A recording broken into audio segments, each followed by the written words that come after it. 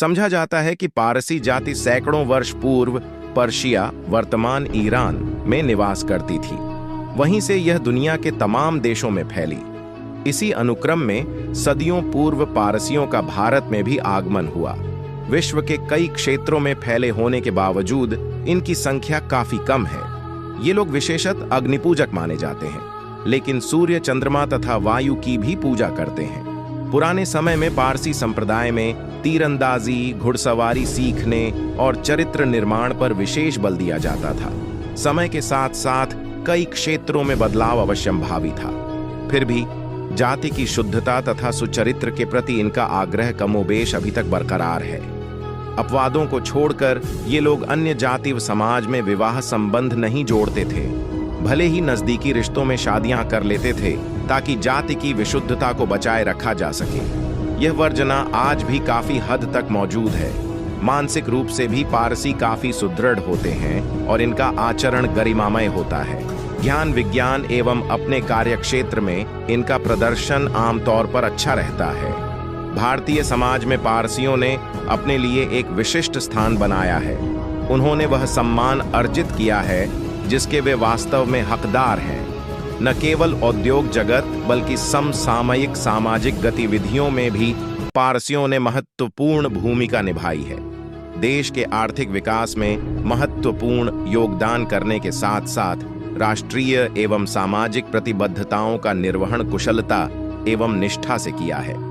अल्पसंख्यक दर्जा प्राप्त होने के बावजूद उन्होंने इसे राजनीतिक आर्थिक लाभ के लिए भुनाया नहीं, बल्कि परिश्रम व लगन से अपने लिए उन्नति के अवसर पैदा करने पर ध्यान दिया है। यह इनकी एक महत्वपूर्ण चारित्रिक विशेषता है। गुजरात के सबसे पुराने कस्बों में एक नवसारी भी है।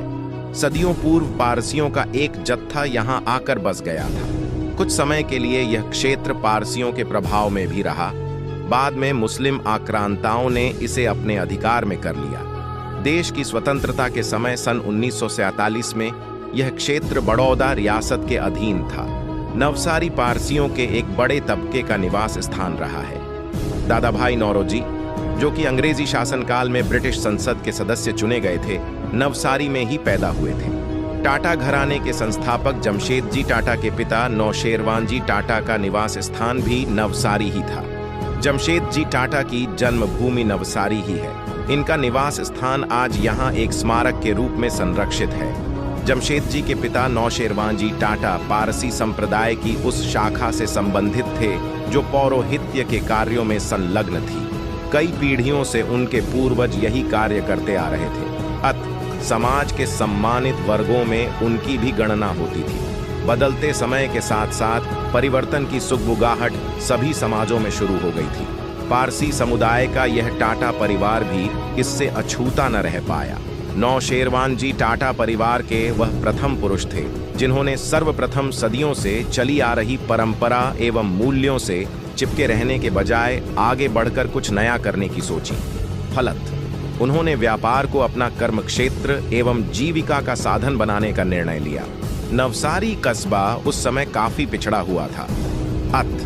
अपने सपने की पूर्ति के लिए उन्होंने बंबई को सर्वथा उपयुक्त पाया और नवसारी छोड़कर वे बंबई कूच कर गए। व्यापार एवं बैंकिंग से उन्होंने अपने कार्य की शुरुआत की। हालांकि यह उनके लिए एक नया एवं अपरिचित क्षेत्र था, फिर भी धीरे धीरे सधे कदमों से वे इस क्षेत्र में आगे बढ़ रहे थे।